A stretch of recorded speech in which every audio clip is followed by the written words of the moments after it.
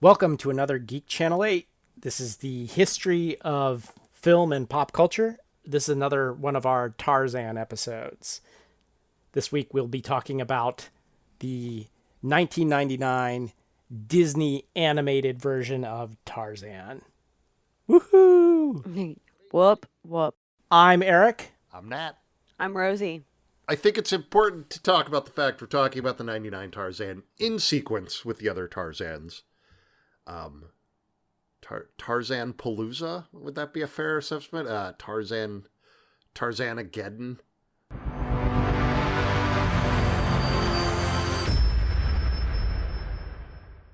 Oh gosh. I don't know. I just really haven't been watching much TV. Most of our evenings have been consumed this week getting our house fixed up. Yeah, you've been doing gardening and construction. I know.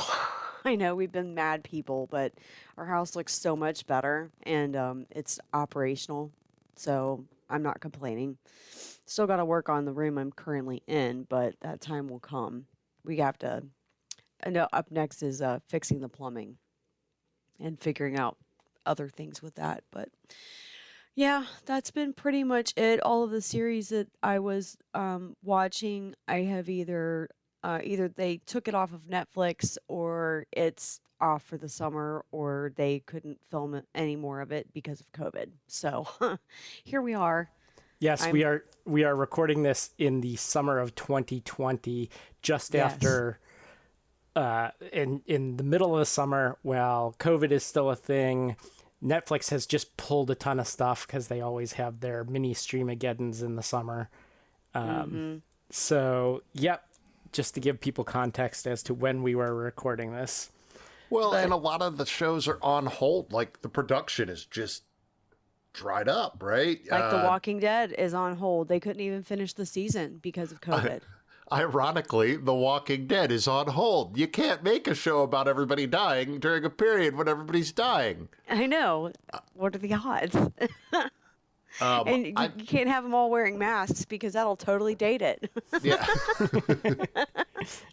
Why don't they wear masks on The Walking Dead anyway? Like, Why indeed, Eric? Why indeed? The whole show could have been avoided. Because it's a pre-COVID, post-apocalyptic show. That's what post-apocalyptic show. That's what it is. Oh. You know what show they do wear masks on that production is also halted? The Expanse. And you figure spacesuits would be about as virus proof. Maybe they could just film the entire season as a spacewalk scene, right? Like put everybody in the spacesuit at the beginning, give them each their separate, and just let them interact that way. So I'm not proud. Mm. I often I need something on while I work to give myself the semblance of office life again. I don't know that watching is the correct term, but I have been exposed to most of the Warrior Nun series. And it's amazing that we live in a time where brought back from the dead, she becomes a warrior against the undead is almost a played out kind of genre. Like this felt old from inception, and it was. Like, it's nothing fancy. You're not going to get blown away. There is no part of Buffy the Vampire Slayer you have not already been exposed to. Right. But it's fun, right? The Hmm. stunts are great. There's some good fight scenes. The acting is just enough to bring the action sequences along, and sometimes that's what you need. yeah. And in fact, it occurs to me, because this show, I think Netflix produced it. I don't think they just adapted a foreign series like they often do. Yeah. But be prepared for an influx of foreign TV. It just occurs to me the other countries are coming back from COVID way faster than we are. Mm-hmm. Mm-hmm. Yep. You're going to see a lot of Spanish series dubbed into English. You're going to see a lot of German TV or what have you. I can't wait. That's going to be Me awesome. either. I'm going to be excited about that. Well, and that was one of the things that always drew me to foreign cinema is that American stuff, I'm steeped in it, right? Like I grew up with it. You can't foreshadow anything in an American film or TV series without actually giving it away to most people, right? Like I know, but they always have the obvious scene of whatever it is that's going to happen later. And you're like, Correct. oh, I guess I better make note of that scene because something's going to happen with it later. Exactly. A little And too when obvious. either A, other countries don't do that, or B, when they do that, they use a culturally irrelevant signal to me that I don't get. Either way, the whole thing isn't spoiled, and I love that. I liked the way Breaking Bad did it because they would focus on just one image, and that Yeah. image would be kind of obscure. You wouldn't know what it was about. Like maybe it was like the pink stuffed animal's eyeball floating in the swimming pool. Yeah. You know? And so you knew something bad was gonna happen. You just didn't know what that thing was. Yeah. Have you been watching Better Call Saul? Have you been watching Yep. that at all? I watched season 1, I think. I have not picked up since then. Go back and keep watching it. Like, it's still a great show. It really is. And I still don't understand what they're foreshadowing, and it's beautiful. Well, it's gonna break my heart if Kim dies, and it seems like they're like working that toward that, you know. And Yeah. what's her name? Sealhorn, the woman that plays her, is just awesome. She's wonderful. She's absolutely wonderful. And you just want her to escape, but you know Jimmy's gonna drag her down. You just know it, you know. I just keep waiting for her to break up with him because she really is a strong, like she's a very strong, a very smart, very strong, independent character. Yeah. But she has this very unique relationship with him, and so. But it's interesting because I just keep like every episode I keep watching. As a woman and as someone who has been through some very trying relationships in my life, I keep watching this and I keep thinking, okay, when's enough going to be enough? When's enough going to be enough? Yeah. Has she finally? Is this it? Is she really done? Is she going to break up with him? Is this it? Like every episode I watch it, and just you got to keep watching it. You have to keep watching it. That's all I'm going to say. I mean, it's the prequel to Breaking Bad, and we know Yeah. she's not in Breaking Bad, so either she's gonna break up with him, or she's gonna die.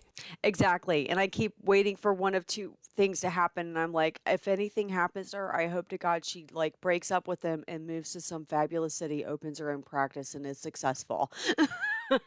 But it is Breaking Bad, so we don't know. Without beleaguering the point too much, can we just take a moment to appreciate the fact that both Breaking Bad and Better Call Saul are about not the good guys? Like, how rare that is. Well, that's becoming very common, though. I mean, Dexter. I agree.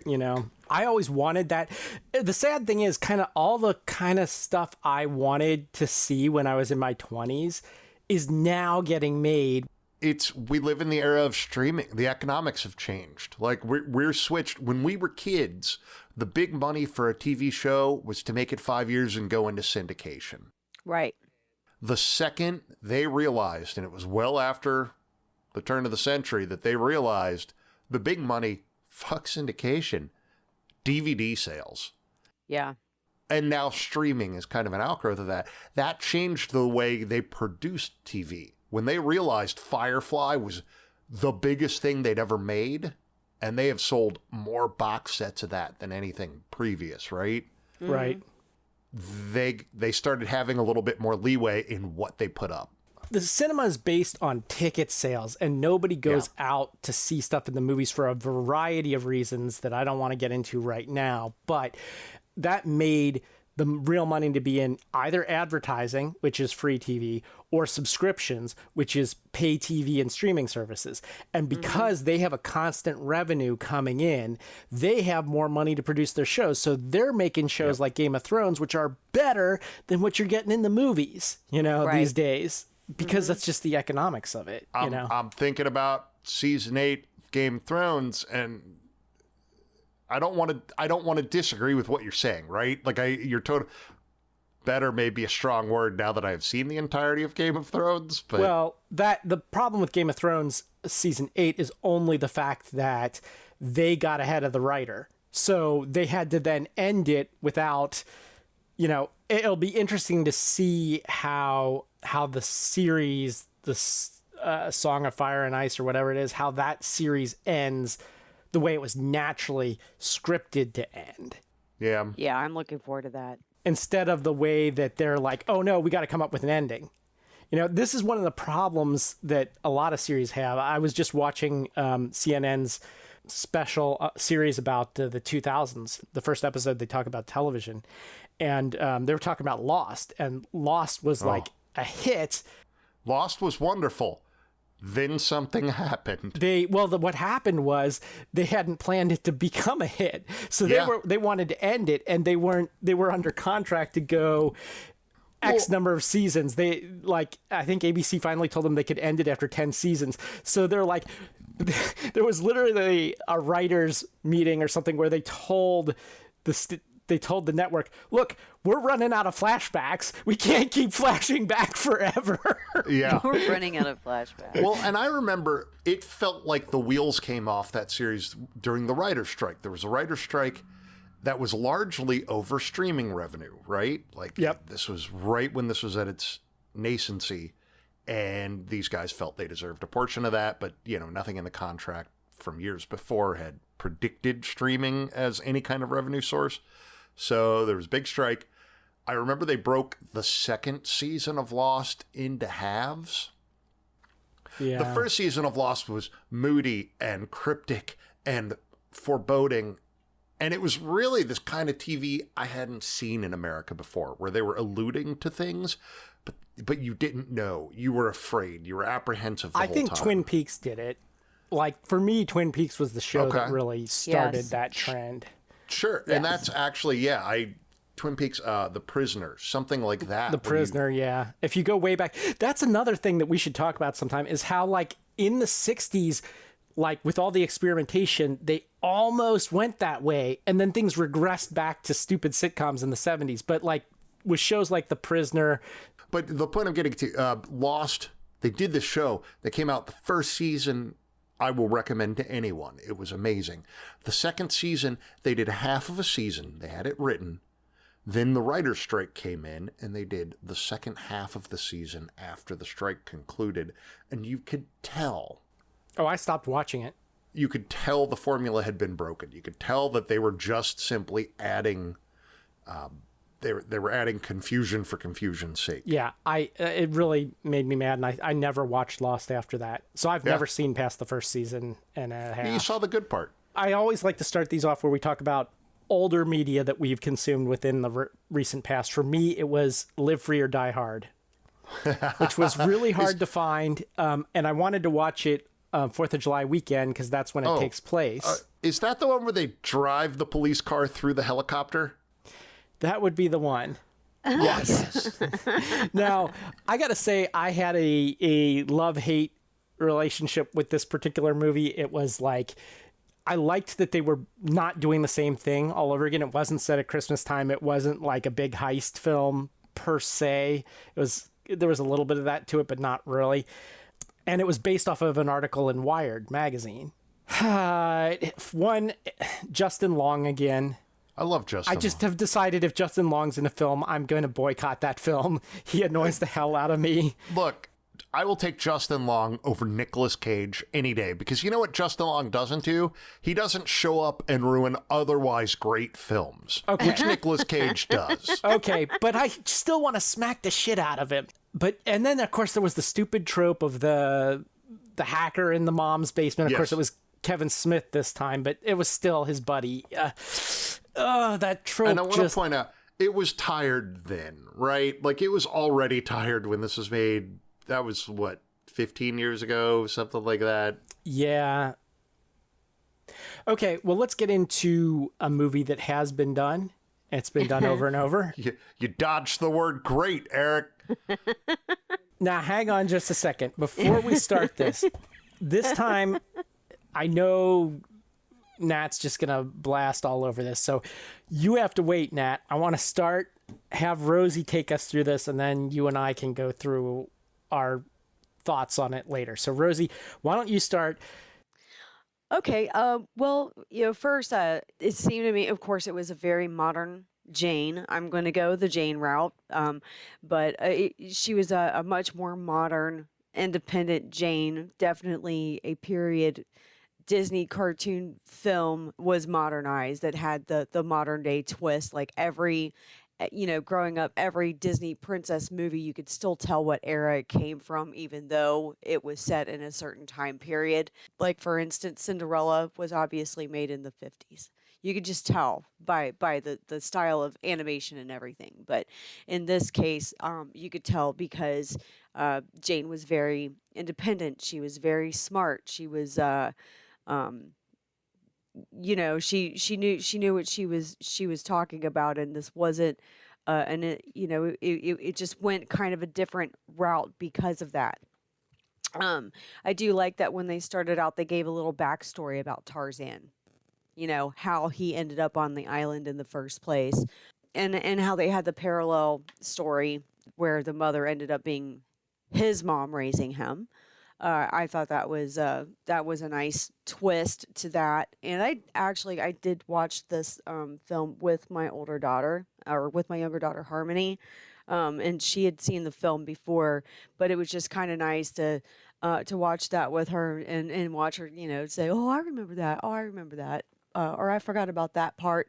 I did notice a couple nest eggs. One of them, when they focused in on the tea set, I could tell that was the exact same kind of tea set from Beauty and the Beast. I have two daughters, I have three younger sisters, so I grew up watching a lot of Disney films. So I do recognize little nest eggs here and there that they show.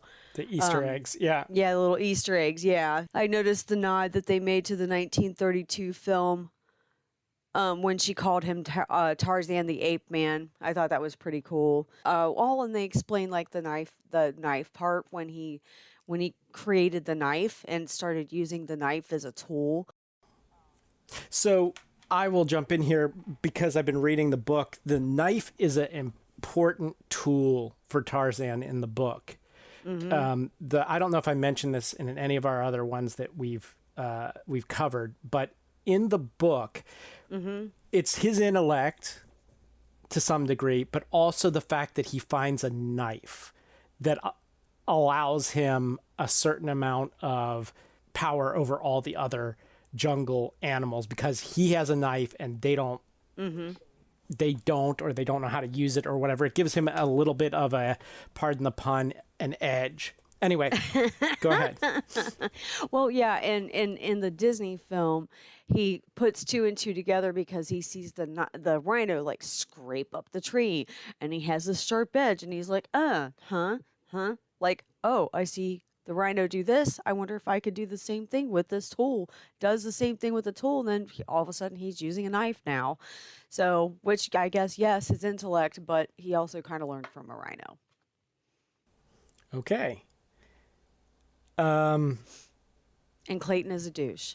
Just saying. Clayton is a douche. He's a douche in every movie. He's a douche. Or the guy who looks like him. Funny how he looked just like the guy in the characters from the films in the 30s. So I thought that was a nod too. Yeah. Okay. Shall we break it down, or do you have any overall things you want to say first before we start, Nat? Because I can tell you're dying to say something here. Before I tell the story of my experience watching Tarzan, I want to talk about something I call the Papa John's effect. Papa John's is the #1 selling pizza in America.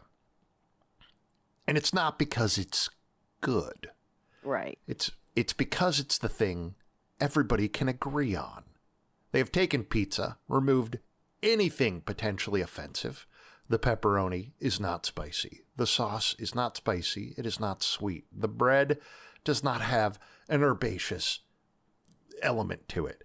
It is the least common denominator of pizza, and they are rolling in cash because of it. This movie reminds me of that. I thought you were going to say that it reminded you of Papa John's, the great white hunter aspect of it. We could, please, let's return to that. That is an apt, I didn't even think about that. That's great. But every single problematic theme of Tarzan simply is avoided. There was not a single black person in this movie set in Africa. Just didn't happen. They just didn't talk about it. Okay, so let me just say that there are large portions of Africa with no people in them, particularly the jungle areas. But again, we're talking about Tarzan. Black people featured in every one of the movies so far in less than flattering ways, right? Like we've spent weeks talking about this. Right. Disney just went the other way. It was like, let's not talk about it at all. Let's just not address that. Let's take a hero that already has this established theme and maybe pull out that part. Okay, I didn't do the background to the year 1999 like I usually do, so I'm not going to do that now, but I will put this in a little bit of context here. This film for Disney came at the end of the 90s, and it seemed like the end of an era. After this, Pixar sort of seems to take center stage, and computer animated films from the major studios, Pixar being at the pinnacle, but then DreamWorks gets into the action and other studios as well. Also, it seems to be the end of the so-called Disney Renaissance, the time period that we associate with the Disney princesses. This is the first movie where the main protagonist is a man, not a woman. Like all of the ones before it, all their big hits, I kind of give them a little bit of credit for taking a risk this way, because it would have been easy for them to do yet another Beauty and the Beast, yet another, Hunchback of Notre Dame, another Little Mermaid, another, Cinderella type story, which was their bread and butter for the 80s and the 90s. So I just want to get that out there. Also, what's different about this that I liked is not only is it just an adventure story, they don't sing. No, they don't. They don't suddenly break into song. And I appreciated that. Even though I will say the music, which was all by Phil Collins, I absolutely hate Phil Collins. I was so mad at Phil Collins by the end of this. And that's actually literally the second line of my notes is, fuck this music. Is that Phil Collins? That's what I have written in. Yeah, it's Phil Collins. It's terrible. Even by Disney musical movie standards, it's terrible. Yeah. And it's unnecessary. It's not a musical film. It is not them telling the story through music. It is them shoving Phil Collins into this movie set in the jungle. I mean, it's almost like they said, hey, Phil Collins needs a job. Let's have him write the score for this film. We'll keep him in the market somehow. My buddy Phil, he's having kind of a rough time. Can we get him on the project? Is this something we could maybe have him do? Just write some catchy jingles. I think it was like, Randy Newman's busy, so we need somebody else. Randy Newman's busy. To me, it was the storytelling equivalent of, those guys who'll take cinnamon butter, put it into a big hypodermic and shoot it into a turkey right before they deep fry it. It's like that, but for music, but for animated film about Tarzan. It doesn't have to be there. I did not know that was a thing. Cinnamon butter in the turkey. Well, and I didn't know Phil Collins had anything to do with jungle music. Well, and also, speaking of the lack of people of color in the film, did you notice that in the scene, once they get Tarzan on the boat and he's being made fun of by the guys that are actually like pirates, I guess, and they're giving him a hard time, led by Clayton, did you notice that his skin tone was a little bit darker than it was any other time in the film? No. I did not notice that. It was markedly more tan than it was during the rest of the film. So did they avoid racism this entire time, just sidestep it, and then kind of suddenly They sidestepped racism the whole movie. And then suddenly oh, here you go. Yeah. Just They're like, if you don't include black people, you don't have to talk about racism, apparently. I would have had a bigger problem if they had black people in, a subservient role and right. Better to just avoid the issue, because it's totally believable to me that, you could have a ship of white people land somewhere on the coast of Africa and not encounter any black people. It's totally possible. This is the formula. This is the formula for using Tarzan in a modern context. And again, we skipped over a lot. We skipped over the 80s. We skipped over the 60s. But from what we saw from the teens and the 30s, Mm-hmm. Tarzan isn't something maybe we should be really racing to revive, possibly. We didn't even watch the modern Tarzan. So, yeah, I think I don't have a better idea, I guess is what I'm saying. Like, yes, I can criticize them for just completely sidestepping the history of the character and the problematic themes, but I don't know how I would do that myself.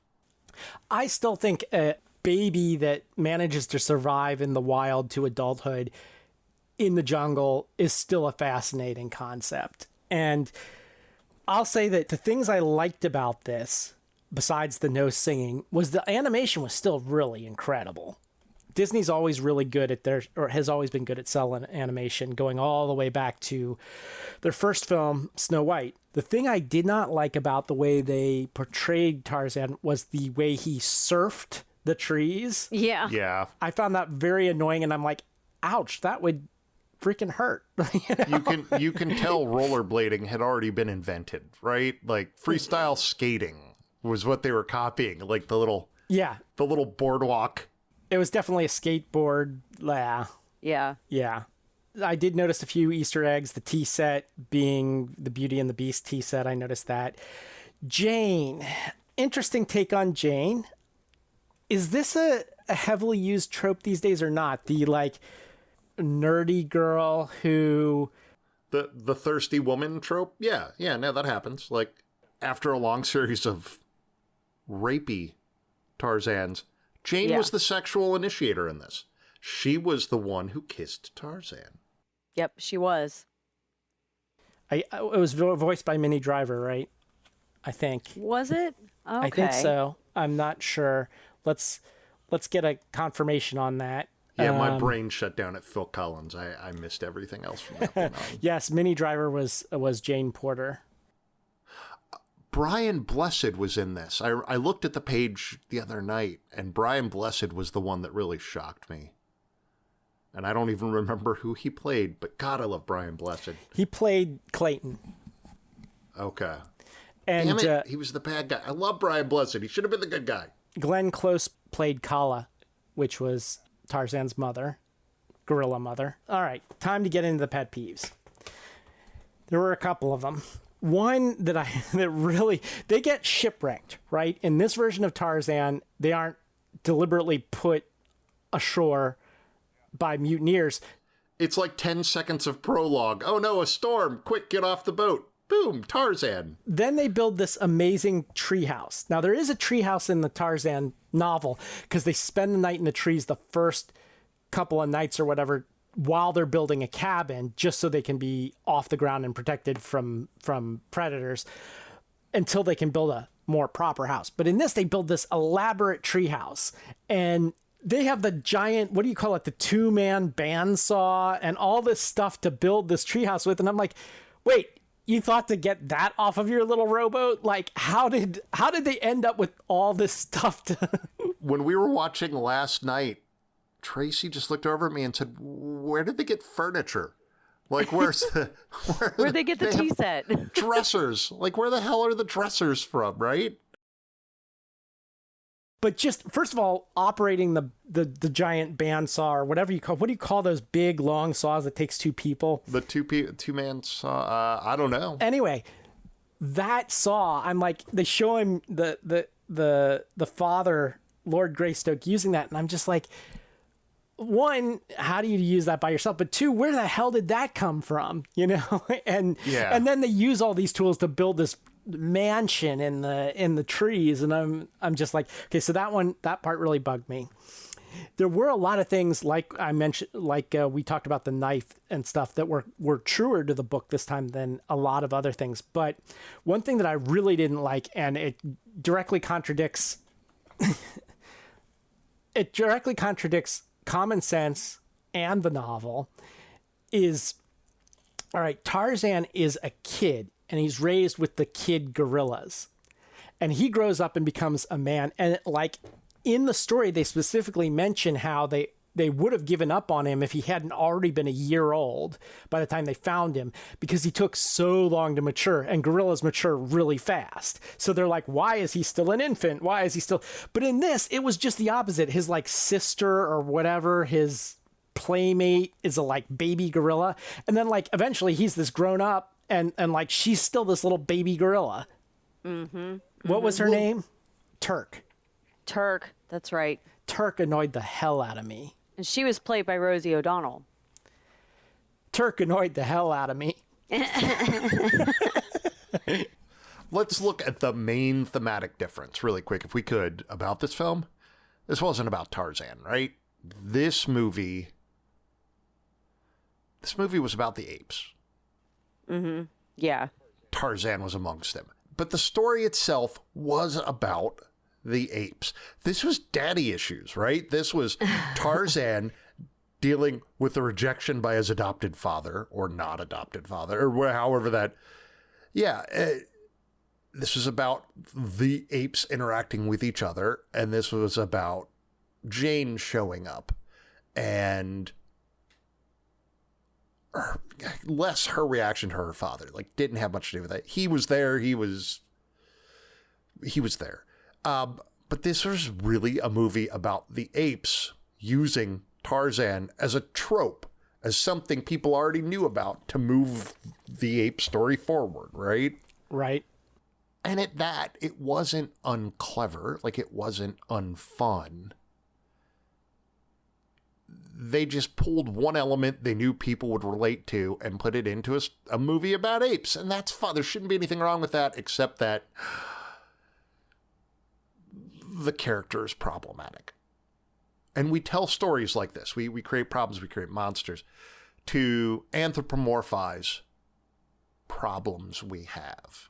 And something you said earlier, Eric, about the foundling, raised in the wild, that is a timeless story. And I think you're right.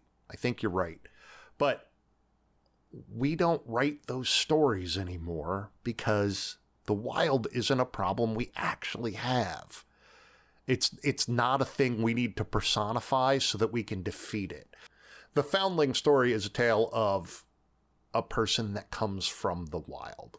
Like, they are born of humans, they are left to the wild, and then they emerge from it victorious. But the wild itself isn't an element we even consider anymore. Yeah, well, we talked about that in the very first Tarzan we did, how, like, the world is now small and not unexplored like it was when these characters were created. But I think it works if you're talking in a retro period. Like, this Tarzan was a period piece. It did not take place in 1999 when it was made. It was retro to the 30s or something, right? To that vaguely Victorian era of... Yeah, vaguely Victorian, yes.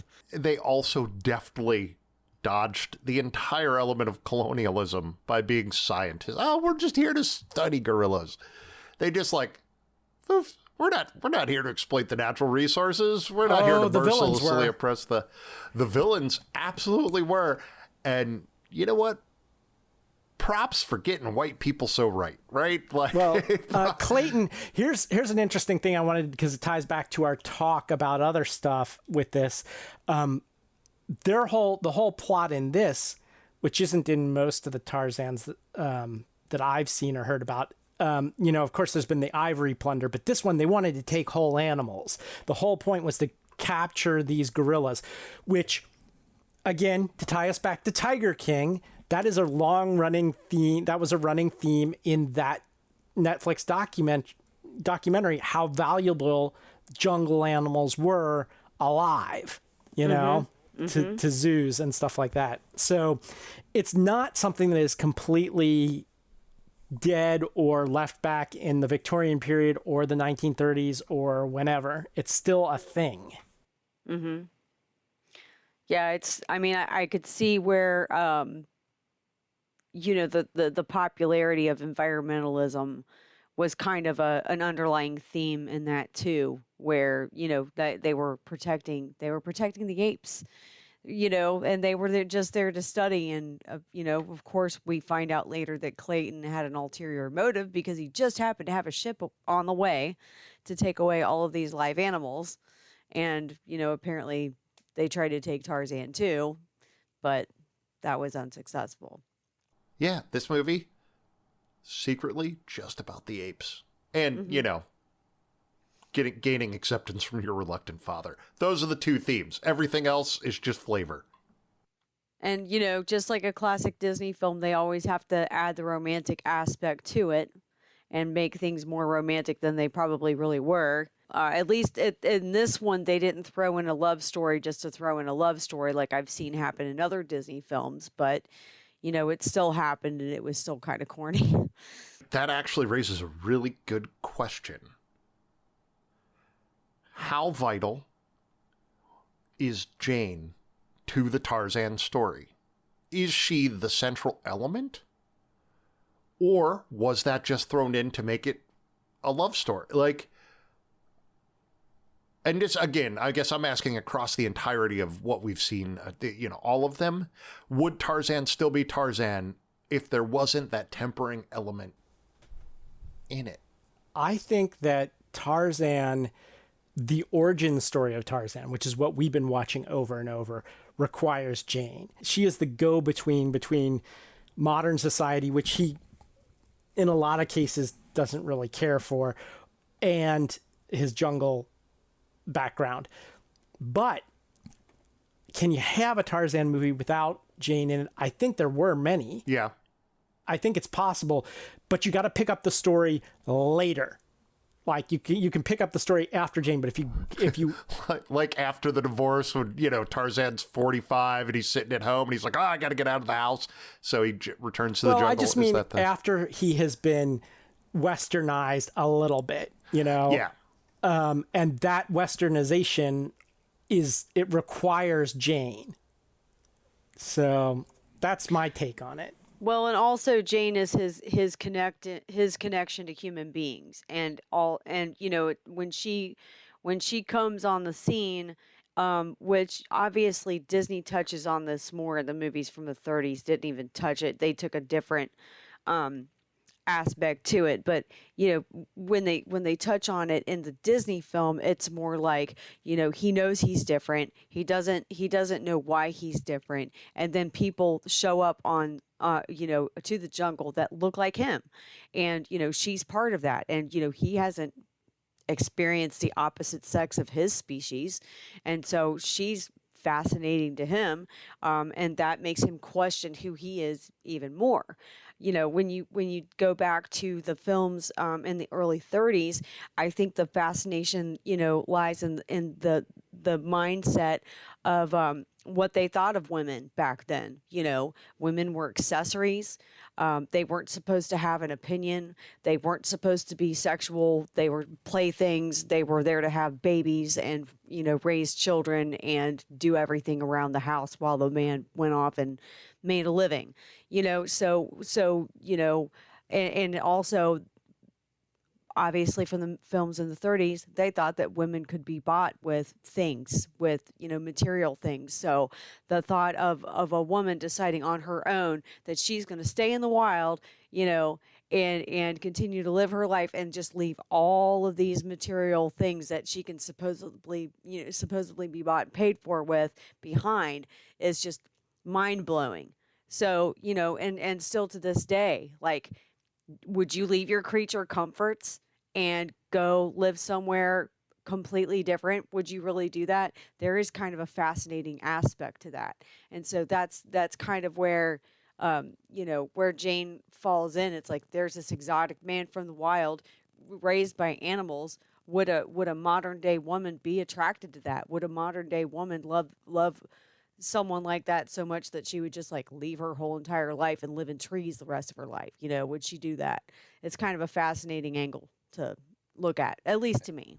Can I just point out, this is just now occurring to me, the person that went and did possibly the most seminal primate research, like the most important single person's contribution to our understanding of how primates work, Jane Goodall. Exactly. Dun, dun, dun. Would a woman leave the modern creature conference and go to the wild?